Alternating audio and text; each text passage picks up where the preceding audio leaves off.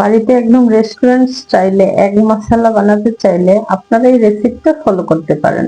এটার টেস্টটা কিন্তু অসাধারণ হয়, তাই একবার হলেও ট্রাই করার অনুরোধ রইল। আর এই রেসিপিটা বানানোর জন্য থাকছে অনেক ট্রিক্স এন্ড টিপস।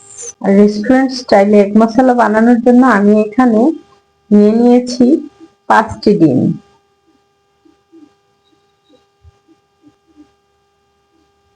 আর ডিমটা বয়েল করার সময় অবশ্যই একটু অল্প লবণ ও 1 চামচ ভিনেগার দিয়ে নেবেন।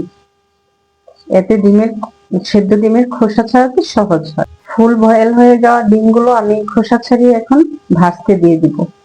ভাজার সময় ডিমে একটু রং আসার জন্য আমি অল্প হলুদ গুঁড়ো আর একটু লাল মরিচের গুঁড়ো দিয়েছি। এর সাথে একটু লবণ দিতেও ভুলবেন না। এখন আমি একটা কড়াইতে নিয়ে নিচ্ছি সরিষার তেল। সরিষার তেলটা একটু গরম হয়ে গেলে এখানে আমি দিয়ে দিব পেঁয়াজ কুচি। পেঁয়াজ ভাজা একটু হালকা হালকা করে পেঁয়াজটা ভেজে নিব। পেঁয়াজ ভাজার সময় আমি কিছু আস্ত মশলা দিয়ে দিব। পেঁয়াজটা কিছুক্ষণ নেড়ে চেড়ে ভেজে নিব। একটু হালকা ভাজা হয়ে গেলে আমি দুটো দারচিনি, দুটো এলাচ, দুটো লং দিয়ে দিলাম, সাথে কয়েকটা কালো গোলমরিচ। আস্ত মশলা দিয়ে খানিকটা পেঁয়াজটা ভেজে কয়েকটা কাঁচামরিচ ছেড়ে দিলাম। একটু সময় নিয়ে পেঁয়াজটা ভাজতে হবে, যেন পেঁয়াজ থেকে পানিটা শুষে নিয়ে তেলটা বের হয়ে আসে। পেঁয়াজটা কিছুটা ভাজা হয়ে গেলে আমি এখন আদা বাটা দিয়ে দেব। 1 চা চামচ আদা বাটা, 1 চা চামচ রসুন বাটা দিয়ে দিলাম। এখন কিছুটা সময় নেড়ে চেড়ে হালকা ভেজে নেব। একটু ভাজা হয়ে গেলে আমি এখন দিয়ে দেব টমেটো পেস্ট। আমি এখানে মাঝারি সাইজের দুটো টমেটো পেস্ট করে নিয়েছি।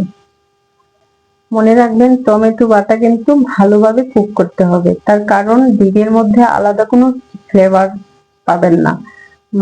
মাছ বা মাংসের থেকে যেটা পাওয়া যায়, তাহলে টমেটোটা কাঁচা থাকলে একদমই ডিমের টেস্ট ভালো আসবে না। তাই ধৈর্য ধরে ভালোভাবে কুক করে নেবেন।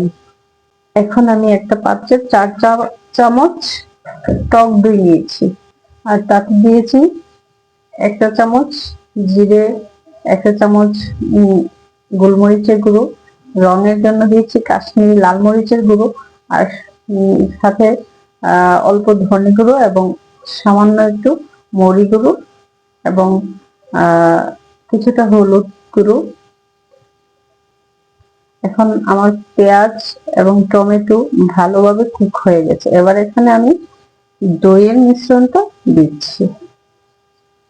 দইয়ের মিশ্রণটা দিয়ে খুব বেশি সময় লাগবে না, দেখবেন খুব সুন্দর স্মেল বের হচ্ছে আর আস্তে আস্তে তেল ছাড়ছে। যখনই দেখবেন তেল ছেড়ে দিয়েছে তখন পরিমাণ মতো পানি দিবেন টেস্টের জন্য, অল্প চিনি দিবেন স্বাদ আসার জন্য। আমার চিনি দেওয়াটা স্কিপ হয়ে গেছে। এখন আমি ভেজে রাখা ডিমগুলো দিয়ে কিছুক্ষণ রান্না করে নিব।